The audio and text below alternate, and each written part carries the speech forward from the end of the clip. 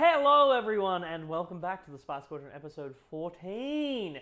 What today is a little bit of a different episode.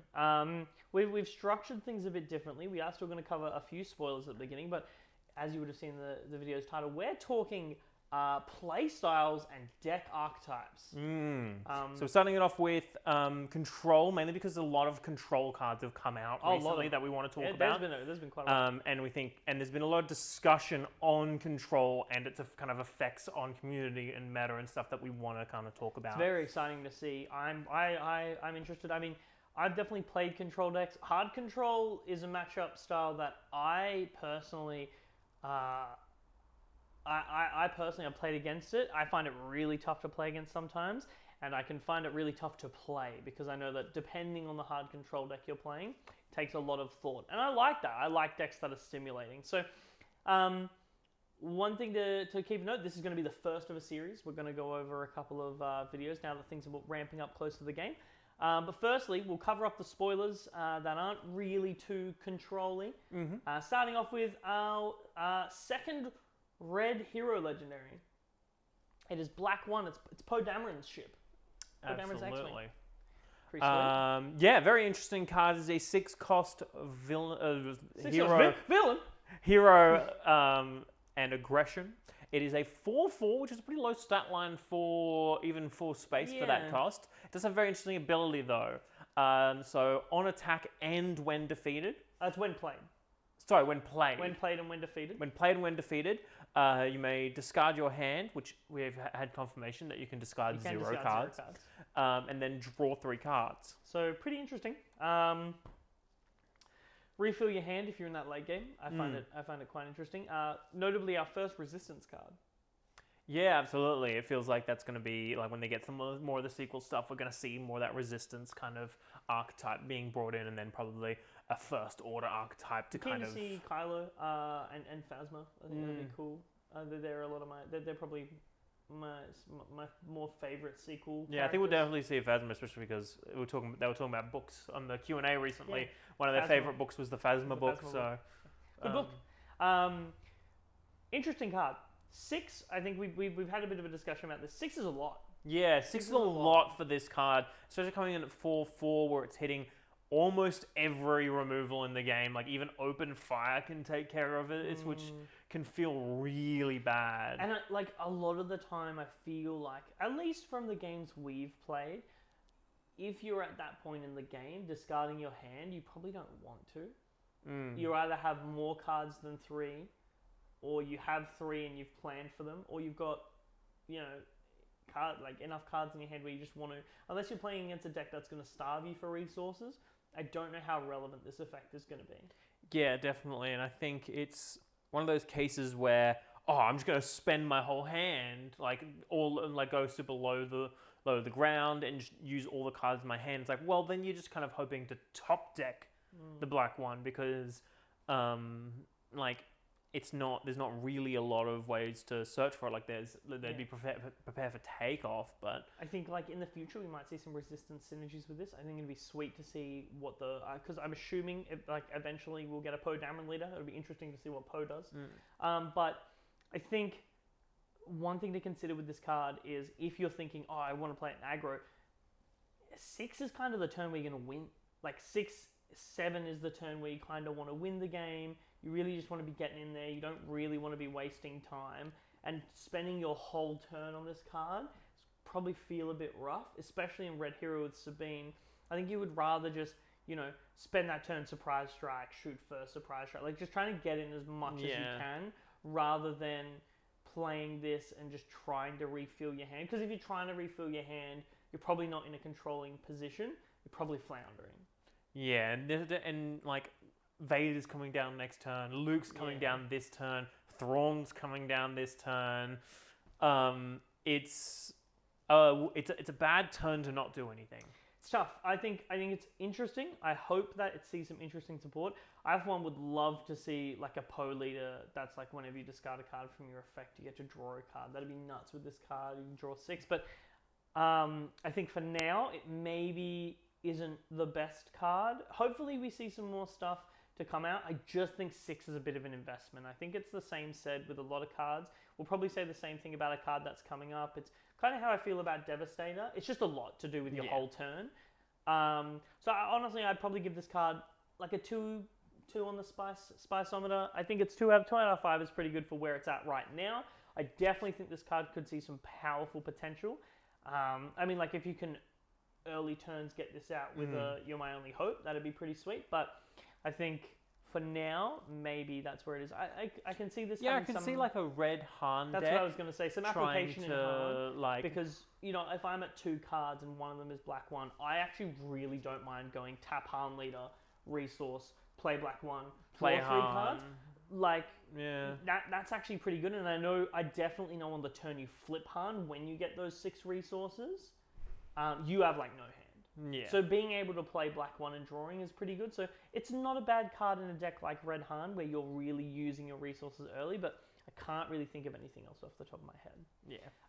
So all in all, it definitely has its place. I'm definitely interested to test it out with Red Han. But moving on. Next up, we had another. We have our 2 cunning cards. Both really sweet. It's going to be a lot of cunning. It is cunning month. It is cunning month. ISB Agent.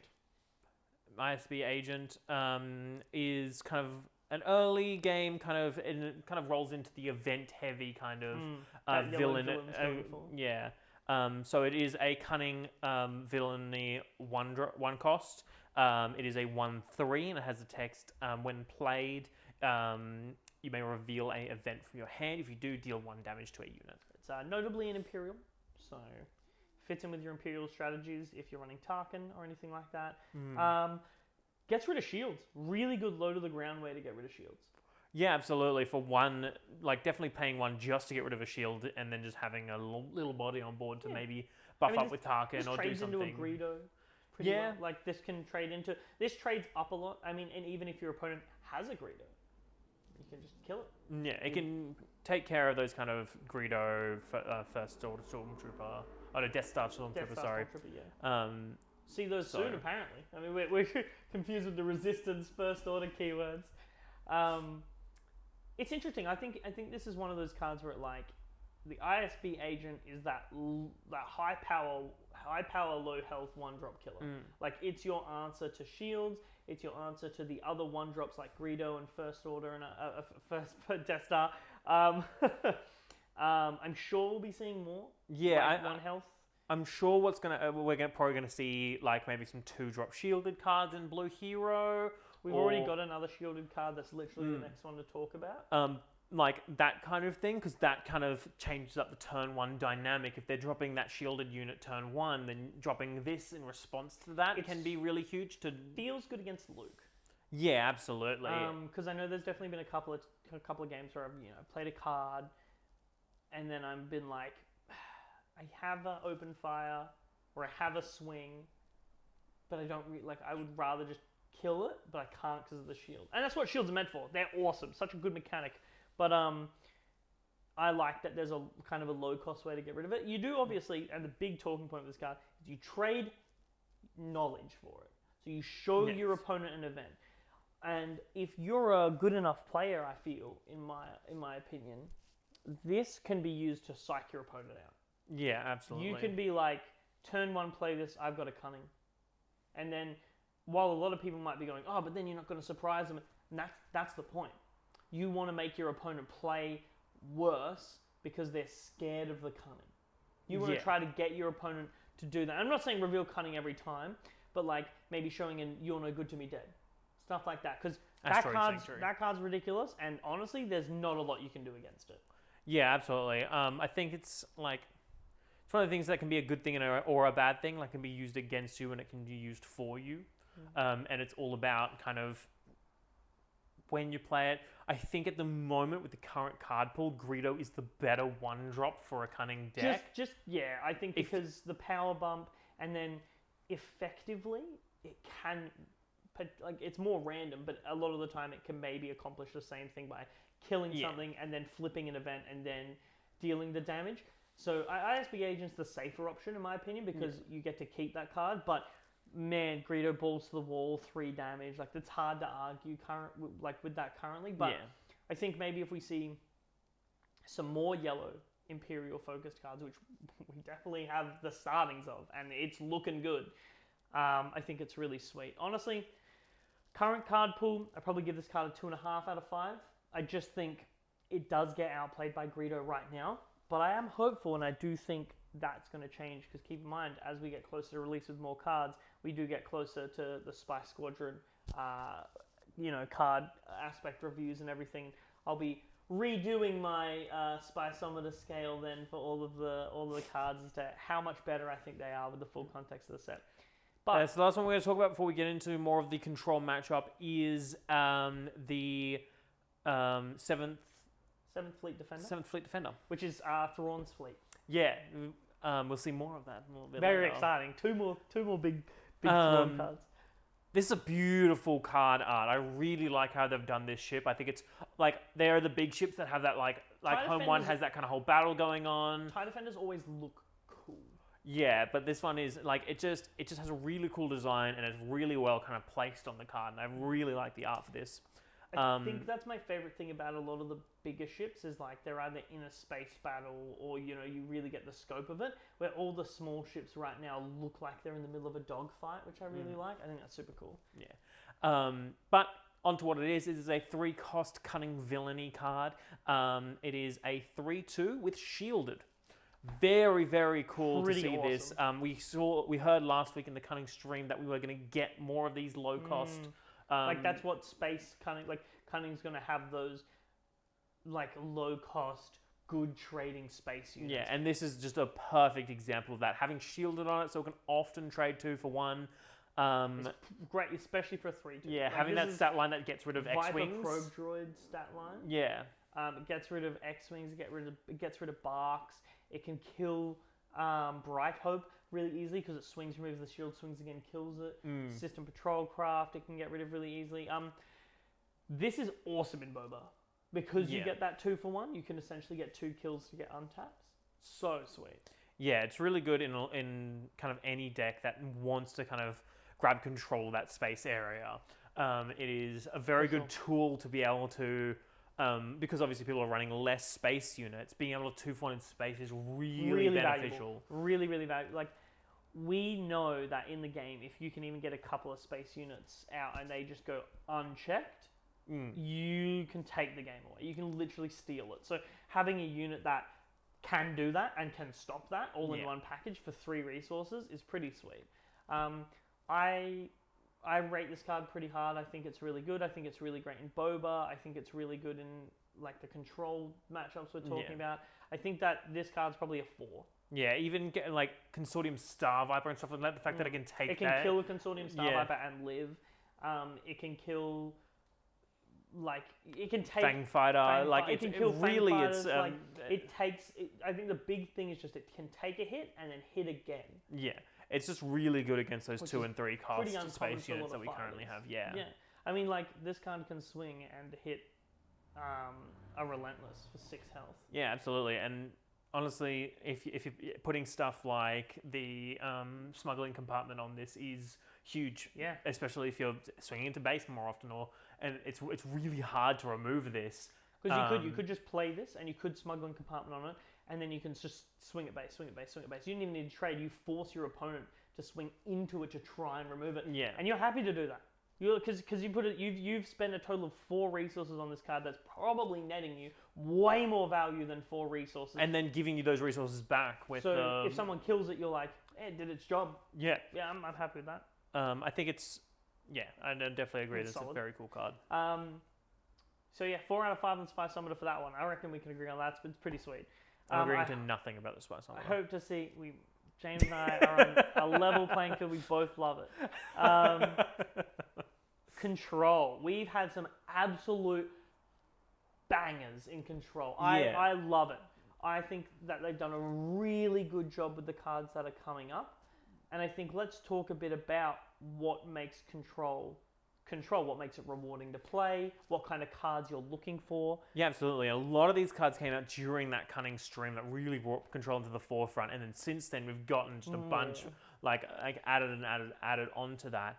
Essentially, we're breaking this down into kind of 3 big three of the big kind of control aspects that we can kind of see coming forward into this. The first one is just your general control, so board control, tapping things down, sending things back to your hand, just killing units. Yeah, that's one form of control that we're kind of talking about. Managing your opponent's resources. Essentially, it's in the name. You're controlling your opponent's resources. So they're playing stuff and you're going, I'm going to kill that. I'm going to bounce that. I'm going to rest that. So essentially, your opponent does something, but you have final say over it. Exactly. Second thing is going to be we're going to join into this discussion about discard that's been going on. We have our own opinions. We've seen a lot of opinions out there. We will be getting into that and what we're talking. It's an interesting discussion. I think it's worth having. Yeah, absolutely. And the third thing is we're going to be throwing in a discussion about mill, because that is also kind of that in that kind of control range. Mill is a deck that falls under control because its win con innately wants you to do what the regular control does, but it doesn't usually have the same win con and can differ in builds. But its main goal is to stall and then win after, admittedly, a probably long game. Yeah, and I think this is control's kind of main thing. A lot of the time you'll find control decks kind of have that alternate win con. Yeah. Where well, they just have a big win con. Yeah, exactly. It's either some sort of alternate win con. They usually win in different ways than what you would see in just like an aggro deck. Yeah, it's like you wouldn't see chip damage a lot of the time. Like you can definitely win through chip damage. Like I know the Boba mono yellow Boba deck right now wins pretty hard just through chip damage and just full board control. But a lot of the time you'd see it be like work up to something. It's controlling the board. Play this card. You know, like play Devastator, swing Devastator. Next turn, control the board, swing Devastator. Next turn, swing board, swing Devastator. Like its whole point would just be to get to this one culminating point and then just win.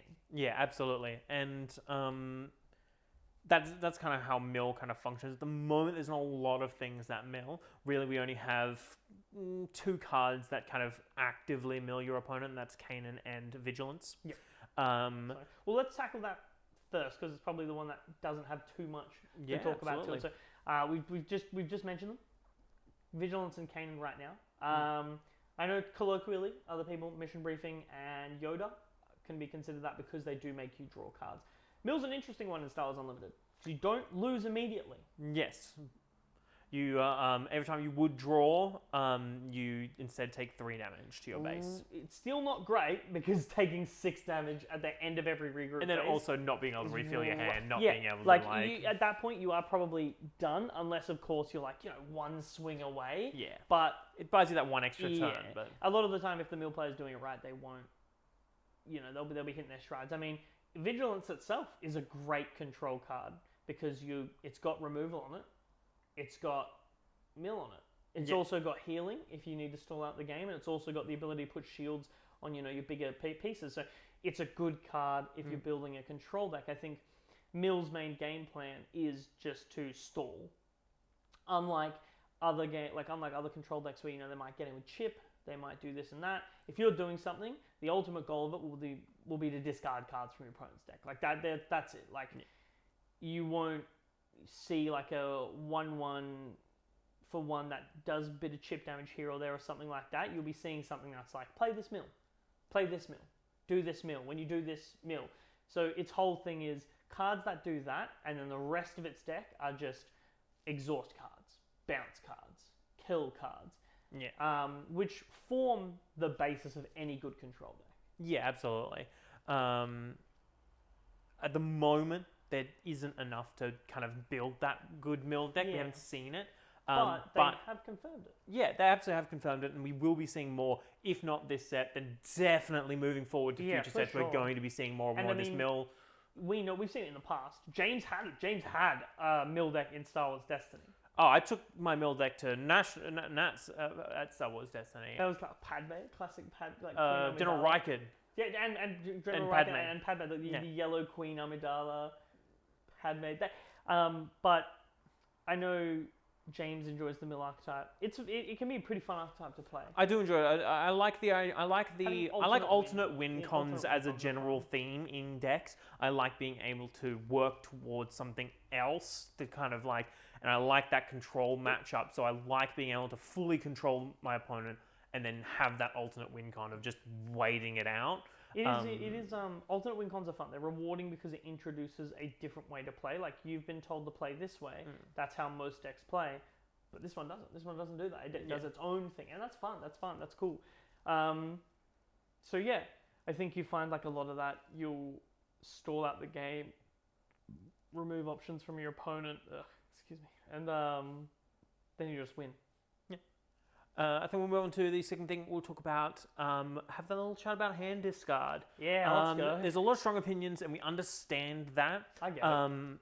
Hand discard, of all the control options, I believe is the hardest to play against. It's the most. I think it's not the hardest, but I think it's the most frustrating. Yeah. So it's the one that's By going to make far the you most frustrating. feel the most frustrated, which is honestly part of a hand discarded player's goal. Yeah. Right?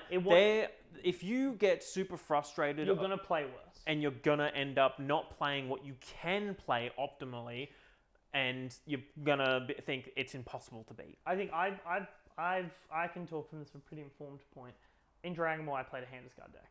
I think for one like a couple of weeks there, I played a hand discard deck, and a number of notable things to it.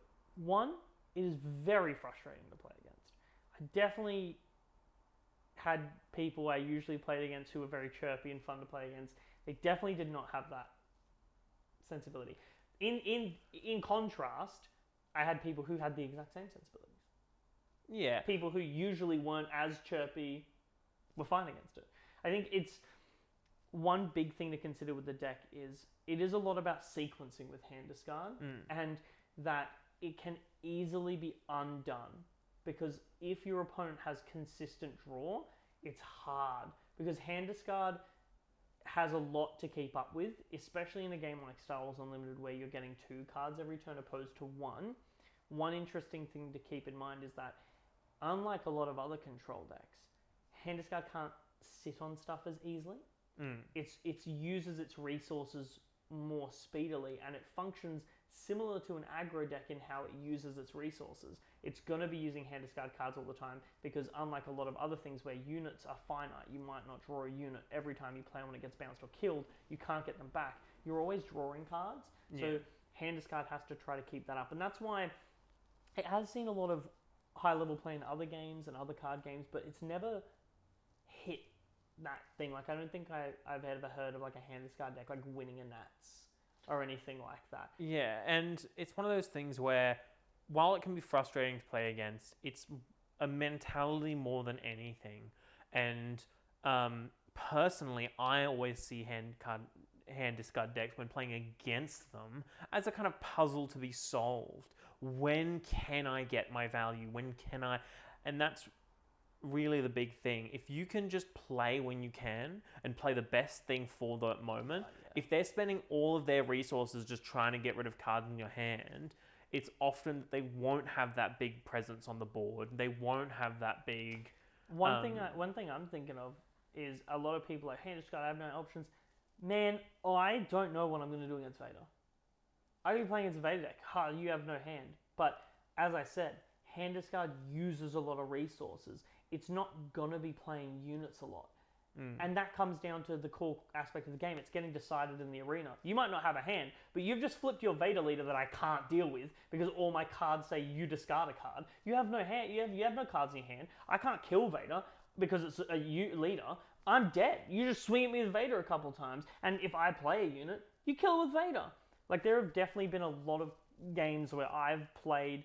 I think for maybe the first 2 weeks when I played my hand discard deck, no one knew how to play against it. No one knew. And one of the main reasons is because, honestly, when it first came out, people saw it and were like, this is a bad archetype. Like, this is a bad deck. I said it. When I was like, we were playing, we were building decks, and the set had come out like maybe 2 weeks ago.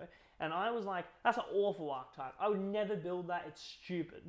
And one of my friends said, build it. Show me how bad it is then. And I was like, all right, I'll show you to prove a point. And I built it, and it was ridiculous. It was really strong. And the main reason is because no one knew how to play against it at that point. So I brought it, no one knew how to play against it, and then 2 weeks later, everyone knew how to play against it.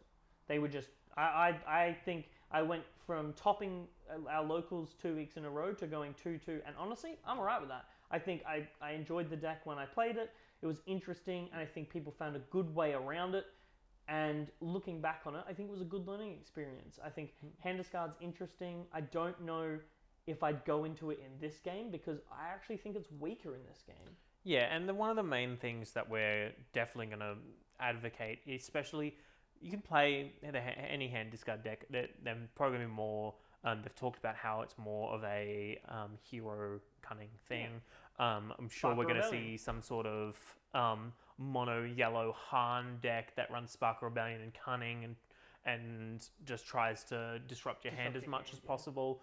That'd be, but that's also going to disrupt your hand a bunch. If you're running hard, you're probably going to be Exactly. on an equal playing field the whole game. Which is often what happens with a hand discard. As I said, it expends resources. It usually expends as many resources as you expend, to the point where if the game goes on long enough, you're both top decking and your opponent's probably got more toolbox cards than you do.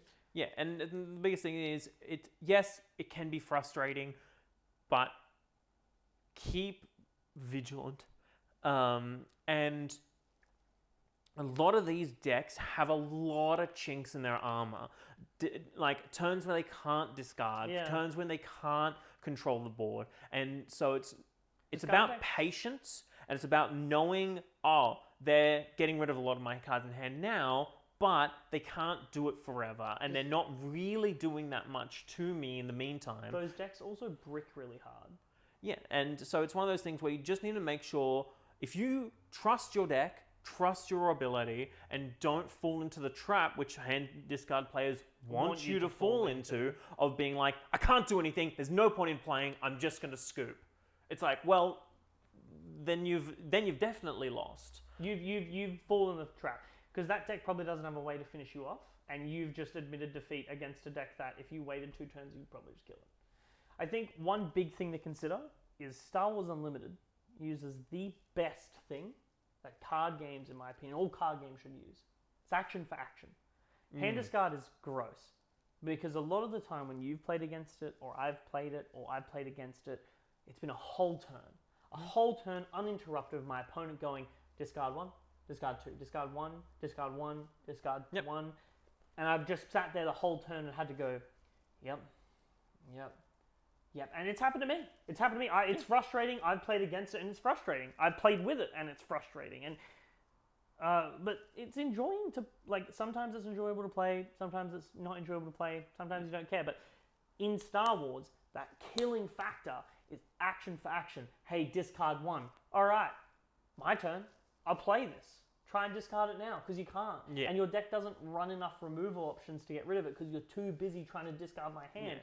Like, I think with discard, it's also that hard balance to find, because it is difficult with discard decks to be able to run a lot of units and do the things you want to do with discard. That's just unconditional, like Spark of Rebellion, versus running like all the removal cards you want to run, because you either get one or the other. And a lot of good control decks make use of hand discard cards, but it's not to discard your opponent's hand. And what we're kind of talking about at the moment is a fictional deck that doesn't exist at the moment. Yeah, it doesn't even exist. A full discard deck does not exist. To put it into perspective, we have some discard cards. And 252 cards, we have 3. And they're not even in the same aspects. Yeah, actually, 2 of them are... One of them's hero, one of them's mono cunning, and one of them's villain. One of them's villain. Yeah. And the villain one, we're going to talk about right now, is the Chimera. Oh, yes, it's Thrawn's ship! Thrawn's flagship. It's a capital ship. It is a capital ship. It's our first yellow capital ship. How good's that? It is a cunning, villainy, 8-drop? It's an 8-drop. It's an 8-7. 8-drop. It is an 8-7, and it's... shielded? It is shielded. Pretty solid. Very solid. And its ability is on attack. You may name a card, look at your opponent's hand. If that card is in their hand, you can discard it. Yep. And this seems crazy. But there's 2 caveats to it. Big hurdles. On attack, so it has to sit... It doesn't have ambush, so it has to sit there for a turn before it can get through. You have a chance to waylay it. You have a chance to... James, I'm going to list a card. I'm going to list a few things randomly out here, and I want you to guess what I'm talking about. Let's say you play this, and I'm blue. Let's have blue. You know, let's say I'm Vanquish. vigilant. Oh, he got it! He's psychic! I vanquish it. Nice 8-cost turn, loser. I'm going to vanquish this and I'm going to play my Yoda. Look at him. Yeah. So Chimera. So you do need to keep it on board for that turn, which is a big caveat to it. The other big caveat is you have to guess right. Sure, you might have Viper Probe Droid that lets you have a look beforehand. Sure, you might be able to genuinely pay 4-cost Sparker Rebellion. like guess as to what it's. It does reward deck knowledge. Yeah. I'll give it that. It's interesting because it rewards deck knowledge and what your opponent's going to play. But there is that luck game of, hey, I'm going to swing with my 8/7, I'm going to name this. So you're not really playing Chimera to discard every turn. You're playing Chimera to do what Thrawn does in the show and make that calculated based on the numbers, based on your tactics. You've got this. And then if you hit it sweet. If you don't, you swing with an 8/7. But that's one of the things where, like, discard is, like, it's conditional. You're not always going to hit it. It's not always, like, we've seen one consistent discard card, and that's Sparker Rebellion, and that's... And Cunning. Yeah, but Cunning's random. Sparker Rebellion's heavily targeted, and, like, you might not get it. And if you've not gotten it, and your opponent reveals their hand, and you just see all the answers, and you're like, oh boy. And so the max you're going to see in one deck is 2. And that's if they're running a hero yellow deck, mono yellow deck, and they're running Cunning and Sparker. That's 8 cards. 6 cards. 6 cards. I don't know why. I was like 8 cards, and I was like, that's not right. Three's a playset in this game, which is great because it means I don't have to get as many cards. Yeah. So that's 6 cards. That's 6 discards, and it's like I draw more than 6 a game. I draw way more than 6. That's only if you see every single one of them. That's only if it's relevant to play every single one of them. And so you like, yes, it's annoying. Yes, it can be frustrating. But the fact is, at the moment, there is no such thing as a discard deck. Spark of the Rebellion is a control card that is a control card. Designed so that you can that rewards deck knowledge and rewards knowing what your opponent wants to play. If you know they're building up for a big overwhelming barrage, you can be like, Spark Rebellion overwhelming barrage, try and get that out of there. But if you're just playing it on turn 4 because you have 2 resources available and they have 4 cards that they could take or leave either of them, then that card is not really getting you very much value. I think one thing as well is Spark Rebellion's easy to play against because if you've built your deck right, you have more than one option. Overwhelming Barrage is great. Don't get me wrong. It's probably the best card in the game right now. And probably when it releases. But if it gets ripped, okay, deal with my Emperor's Royal Guard that's already on the field, that's already pumped up by 3. Deal with my Devastator that's coming out. Deal with my Relentless that's coming. Like, you've used this to get rid of this, but I've got more. I've got so much more that you can't deal with because you've, like, Spark Rebellion's great. I like the card. I definitely think I'm going to use it. I love it because it's a Spectre. I think more than anything. It's got Kanan on it. Yeah, it's going to be good. But I think overreaction is the right word. I mean, there's just been a lot of overreaction. I definitely think that a lot of people have a really strong feeling about this. And honestly, a lot of people like discard. A lot of people think it's fine. A lot of people don't like it. And I would bet my money that the majority just don't care if it's there or not. Yeah, it's fun to play. You can put it in your deck, you can not put it in your deck. You might play against it, you might not play against it. Until we see a lot more, at least 2 more like discard cards. There is no discard deck at the moment. There is only kind of hand disruption and kind of like mild annoyance. Yeah, and I think the interesting thing about set 1, right, is we're going to need to see more pieces, and not everything's there. So set 1 will be one of those things where they might release a couple more discard cards, but you might be pigeonholed into playing a deck that, if you have to run all of them, probably not going to be that good, hey? So I think it's interesting. I think it's a good discussion to have. I'm glad we got our point out there that if you like discard, go ahead. Like it. If you don't like discard, honestly, fair enough. It's in the game. Like, it's just here. It's not going anywhere. It's not going to get banned. It is what it is. And it's fair to not like it. And I think we said it a couple of episodes ago. I don't remember exactly which one, but we're never going to call for bans, right? Yeah. Like, if we are, it's going to be very, very, very rare. And Discard is a playstyle that has a lot of chinks in its armor. As I said, there's always going to be ways around it, and you should always look of ways to counter a deck before you call for bans for a deck. And the fact that we just don't have all the cards, we don't really know what level this kind of is at, is definitely at the moment take the wait and see option. Yeah, I reckon. I think that, you know, most people don't care. Some people like it, go ham. If you don't like it, fair enough. Just keep it civil. We're going to move on to just kind of the general control of the thing. And we're going to start it off by talking about the new leader that is released. Oh my gosh, so exciting. And that is the Grand Admiral Thrawn. Thrawn. Oh, man. What a legend. If you're a Star Wars fan, you know him, you love him. If you're a Rebels fan, you know him, you love him. If you're an Ahsoka fan, you know him, you love him. Firstly, great character. Amazing character. Heir to the Empire, amazing series. Yeah. The new books are amazing. Every time Thrawn is on screen or on book or in game, he is captivating. Yes. And he is always the same character. And that really reflects here in the card too. Absolutely. And I think they've really done a great job of designing this leader. I love the art. I love the art. Love the art. So he is on his leader side. His ability is, at the beginning of the action phase, you may look at the top card of both your and opponent's deck, which is just a blanket thing that is always going to be the case. You are going to know 50% of your opponent's draws It's your for the opponent's as entire... well. Yes, it is your opponent's and your deck. Wow, I thought it was just your deck. No, I'm pretty sure not. There'll be a bubble that pops up if I'm horribly wrong. But as you get to look at your opponent's the top of your opponent's deck and the top of your deck every single turn. That's great. That's incredible information. Yep. And on top of that, he then has ability that synergizes with himself. So pay 1, tap him. that. Reveal the top card of either your opponent's or your deck. And you may exhaust a unit, a non-leader... Oh no, not a non-leader unit, it's just a unit. You have to guess the number, don't you? No.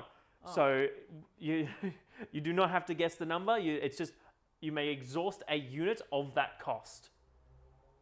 Oh, that's right. That's right. It has to be the cost.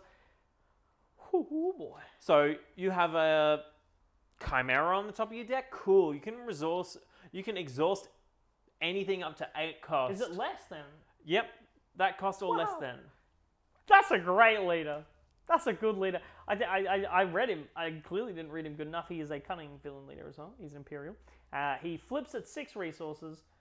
His body is great. He's a 3/9. He's a 3/9. How good's that? And he has the same first ability to look at the decks, and then his second is on attack for no resource cost. He does the same as the 1 resource tap ability. So getting in there for 3 on a 9 cost body. Hello, Chewie.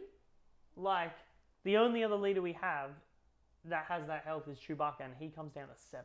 Yeah, this is coming down at 6, which is just a turn earlier, and he's got more attack. He doesn't have the grit, but it's a pretty solid body to be coming down. Awesome. And it feels Thrawn. Yeah, this whole leader is just based around knowledge, and it's based around using abilities to control your opponent, which is exactly what Thrawn is all about. And it's exactly what Control's all about. You know your opponent's deck, and you know your deck, and you know what you want to do with both of them. And I think I actually rate Thrawn. I love it. I think I'd probably give him a 4 out of 5 on the Spiceometer as a leader. I think he's sweet. I think he's fun. I think he's cool. I think he pairs nicely with the Chimera. I give the Chimera about a 3 out of 5. I think it's fine. I think it maybe is a lot of resources to put into. Yeah. Because it can be removed by a Vanquish. It's a Devastator kind of effect where you play it, you waste your whole turn if it dies. If you don't, it is a big card to get rid of. It also works very well with another slightly better, lower costed card that is the Headhunter. Yes, the new Headhunter, the Outer Rim Headhunter. This is sweet. And this is sweet and Thrawn. Yeah, this is a very cool card. It is a 2-cost 1/3 with Raid 1. Neutral cunning. Neutral Cunning. It has Raid 1, so on attack it is a 2/3, which is a very nice stat line for I a love 2-cost Raid. in space. I think Raid's a really good keyword. And it also has the ability, on attack, if you control a leader card, you may exhaust one of your opponent's units. So sweet. I think this card works well in a lot of decks. I think this rocks it in Thrawn, and I think this rocks it in Grand Inquisitor. Because when the Grand Inquisitor flips, you can swing for Raid 2 to hit a unit, rest a unit, swing the Grand Inquisitor to ping it, to untap it, to swing and rest another unit. Yeah. I think it's awesome. And red-yellow can be a form of control with its open fires and things like that. And even in the recent FAQ, they said red villain was supposed to be a control-y color archetype, so excited to see more of that. But talking about it in a Thrawn deck, which right now, yellow honestly is the most controlling color. A cunning is, and it's in the name, right? Like it wants to disrupt your opponent. It wants to be like, you want to feel like you're cheating. Absolutely.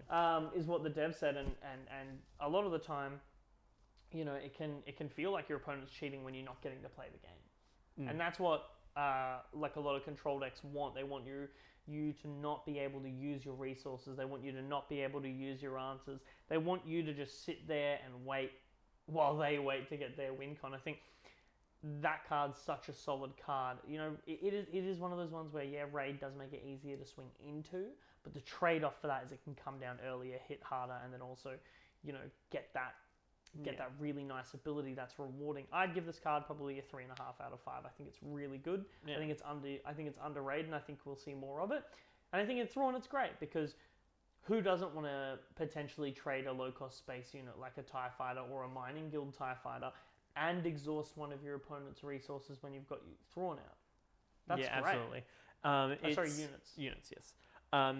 It's a really cool card, and especially as we're talking about this kind of control-y kind of type, it kind of fits in there because this is the card you play usually when you kind of like, and if you have board control, it's so hard to deal with this because they can play a card that comes in ready and you just go, cool, I'll swing into base and tap it.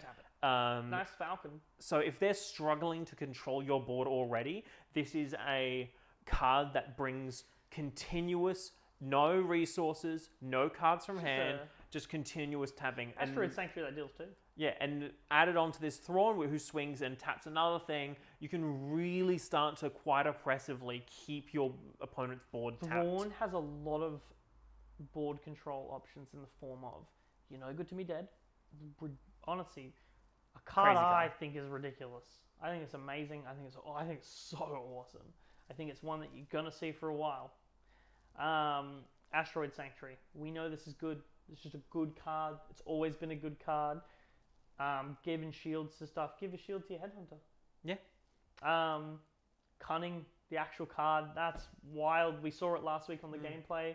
We played a couple games afterwards. Yeah. And man, that is an all-star. I retract my statement. I think that's a 5 out of 5, and I think it's the best of all of them. Out of all the dual colors, that is by far the best. It's so strong. It gives you so many options. It gives you so many board control. But James, Thrawn rewards knowledge. And control rewards knowledge. Any control deck you're playing doesn't have to be Thrawn, but it rewards knowledge. I've just bounced this pesky card back to your hand, and I want to make sure that you can't play it again. Good thing I'm playing blue-yellow. Good thing you are, because with this new card that's coming out, it's probably one of the best control pieces we have seen to date. Yes, tapping things is great. Yes, killing things is great. But what's better? Stopping someone from ever playing it you can't play that card. Huge. And it is such a major component of control that says you don't get to play the game the way you want to. Yep. And you have to deal with this in order to be able to even play your cards. And it is Regional Governor. Regional Governor. It is 2. It is a neutral vigilance unit. It is a neutral vigilance unit. It is a 1/4. Is I believe an Imperial, and it says when played, name a card. Your opponent cannot play that card while this card remains on the field. Yep. So it's a 1/4, the same kind of stat line as C-3PO and R2-D2, which we know are cards that are annoying to remove. Just annoying to get rid of. Very annoying to get rid of, like stuff like Ezra even aren't taking care of it. a lot of 3 damage units that we have at the moment. So that it is a card that is very annoying to get rid of. And if you play used control, well, yeah. this card is crippling. If you run control, if you're running blue, you run 3 of this every time. I don't know why people wouldn't not run this. I think this is a great sideboard card. We got confirmation, 10 cards in sideboard. Yeah, this is a simply incredible sideboard card if you're finding that there's a card that they keep playing that is ruining your day. Integral to their deck. Yeah. Like they play it and they win. But if you can disrupt it, you're just even better. I think, man, James, this card's so good, but it dies to open fire. All right, pay 2 open fire. Name open fire. What are you going to do now? Naming open fire against a red deck is huge. It's one of their main ways of dealing with these kind of smaller units. In the mirror match, you can name this card. You can name Cunning. You can name No Good to Me Dead. You can name a card that you see causing you the most trouble, and then there's a hurdle to get through. They have to kill this. Man, you don't like hand discard? Pay 2 and name Spark of Rebellion. Because now they can't play it. Last time I checked, Spark of Rebellion doesn't kill anything on the field. And it's another one of those big things where, like, you're playing against mono green. Cool. Overwhelming Barrage, one of your only, like, real removal cards. What are you going to do? Play Devastator at 10 resources to kill this one for? Like, your best next option is just playing Command. And if I'm controlling your board, you don't have much of an option for that. Yeah, or I play a second one and name Command. And so it's one of those cards that's hugely beneficial in, like, rewarding your game knowledge and rewarding your knowledge of your opponent's deck. That can be one of the hardest things. That can genuinely, I think it's great that we have these cards because knowing your opponent's deck and knowing the meta is one of those big things that you should be rewarded for. And this is honestly a pitfall of the card. Is I play it, I don't know what I'm playing against. It can feel like a dead card, but if you do have, and I encourage you all to learn because you realistically should. Yeah. You know, the base knowledge of the game of what each color has in its essentially its staple or top card slots. Because a lot of the time, if you play it and you name that, you're in a good position even if your opponent doesn't have that. Because if they draw it, they go, ugh, I can't even use it. Then they resource it, and then because they're like, oh, I can't play it, I resource it, and then they remove it later on, but they've resourced it. They can't. It's pretty much gone for unless they Lando it. I'll say Lando. They could Lando it. Lando's a cool card. Lando certainly is a card. But this card is awesome. I think this card's great. I think James and I are both pretty much on the same page. I think you're definitely going to see it get played in the gameplay video. If you go check that out, I will be playing Thrawn myself. And I'm playing Blue-Green Luke, and we're both running that card. So you're definitely going to see that card and work in somewhat. Turn 1, I'm playing it, and I'm naming Regional Governor. What are you going to do now, loser? But I think this card's awesome. I think it rewards good game knowledge. I think it's a good body to have this effect on, and I think it's just nice to be able to have a 2-cost 1/4 where you can be like, deal with it, waste your removal on it, because I've got other threats coming, and if you kill this to play the card, sweet. Because imagine if you name Takedown and you're playing blue-red and they open fire it. You're wasting open fire. It's gone forever now. Yeah, absolutely. It is a card that is going to be the bane of a lot of people's existence if played at the right moment, naming the right card. I think that there's going to be a lot of really interesting. Your opponent goes for the win, and you know they have like a Vader Saber in their hand. You can just be like, "Hey, pay 2 Vader Saber." Yeah, and then Vader has to swing into it to clear it, they have to spend so much time and energy, and at that point, the Vader that you wanted to swing into base for 8 damage with can't even do that because you just named the one card that stopped it. So they have to spend time being all like, I'm going to swing into this to kill it, which can give you time to deal with Vader. Like, absolutely. You could have a card that draws in your hand and you could play this, naming Vader's lightsaber if you know their deck plays it. And then they go, ugh, now I have to swing into it. I swing it with Veers, and you go play the card that lets me draw 2 cards. I'll swing it with this instead. Awesome. Well, I just drew You're No Good to Me Dead. So Vader is no good to me dead. Yep. So it's one of those cards that is going to be huge, not just in... personally, I think this card is going to be huge, not just in the set 1 meta, but in a lot of metas going forward. If you're playing blue, you're running either you're running 2 of, maybe you're running 3 of. If not, you're running it in your sideboard to bring in against certain decks that need those specific cards. Traditionally, you just play it against that card's best, like that deck's best card. If there's going to be a deck that thrives on a specific combo, you name one of the pieces. If there's a deck that thrives specifically on control, you name one of the hardest control pieces that your deck struggles against. If you're going to play against a deck that's aggro, you name its fastest piece. Like, I think this card's so sweet because it adds hurdles. It's not the be-all and end-all. It might not stop the card forever, but it puts a roadblock in the way that your opponent has to deal with, and that gives you time to play the game that you want to play. And I love that. And really, at the end of the day, that's what control is doing. Yeah. It's buying time. It's stalling. It's stopping your opponent from doing what they want to do until eventually, through a chip damage, through an alternate win con like Mill, a Chimera, through a massive unit they play and swing in for game. Yeah, Chimera's a good finisher in control. Control is a huge proponent of being able to get there. It is in the name. The deck's whole idea is to make sure that you control your opponent. You lock them out from doing things. You make sure that you have final say over what they do. You know, I want to play this card, and you want to get to the point where your opponent plays it, and they give you that look of, is it all good? Does it resolve? And you go, yeah, it does. And they go, oh, play my Falcon. And you go, no good to be dead. I think we're going to see, like, if there's a major, like, I think Thrawn coming in with Command is probably going to be quite interesting as well. I'm keen to see that. Or even I would love to see a blue leader coming in with Command that can kind of have these regional officers and then drop Relentless down and be like, cool, I've blocked a couple of your units, now you can't play. Now you can't play events. That's really cool. I think there's just so many cool options to explore, and I think one of the main reasons is because the game's been designed so well with the aspect system, so well with the action faction. It's really interesting. It's really creative. There are ways to beat control, namely the biggest is aggro. Just get there before they can. Traditionally, it's always been the case of aggro because control outraces control kind of set up, whereas aggro just goes and just punches and goes in and just gets it. And I love aggro. I'm an aggro player, and I'm not a control player a lot of the time. I like control decks. I like most archetypes, but I love aggro. I love playing it. I love just getting in there. I like, someone sits down with me and like, I'm playing my control deck, and I'm like, I'm gonna take your lunch money, nerd. Sabine, turn 4, getting in there with my green Squadron AoEs. What are you gonna do, huh? Break his glasses and I take his cards. What do you do? Command me, rest all my things, and bounce them? Oh. Too late, I already tackled them all, loser.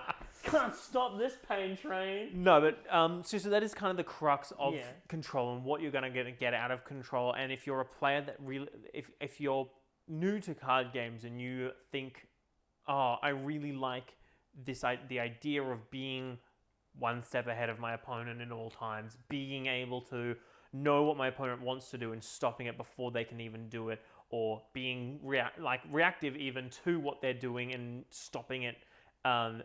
If that's something that appeals to you, definitely start to look towards this kind of mono cunning blue kind of area and Thrawn to see whether that's something that resonates with you, because it's a very cool way to play the game that very much unlike a lot of other archetypes, really focuses in on, do you know this game? Do you know what cards your opponents can play and when they can play them?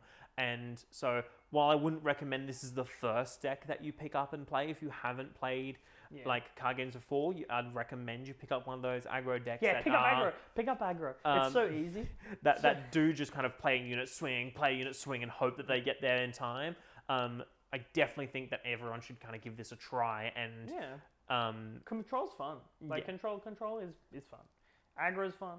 I think for newer players, aggro is a lot more friendly because it's just it is the core mechanic of the game. It's play a card, swing with a card. Like, you don't really need to do more than that. And I love that. I'm a simple man with simple pleasures. I've delved into the mindscape that is control, and I've played it, and it's interesting. I like being mentally stimulated, but sometimes after a long day at work, I just want to sit down and I want to play my Vader, and I just want to punch you. I want to punch you hard. I want to beat you up. So I think that's cool. I think that's I love aggro. I can't wait to talk about it. But that is all the time we have for this. Before we go, I was saving this just for once we finish talking, because because we both like it so much. Put it up. There it is. Regional governor. I give this one. I actually think I give this one a 4.5 out of 5 on the Spiceometer. And if you know how to use it, I think it's 5 out of 5 every time. I think this card is so good, and it's awesome. And the artist is an old lady. We'll see you next week, everyone. Bye.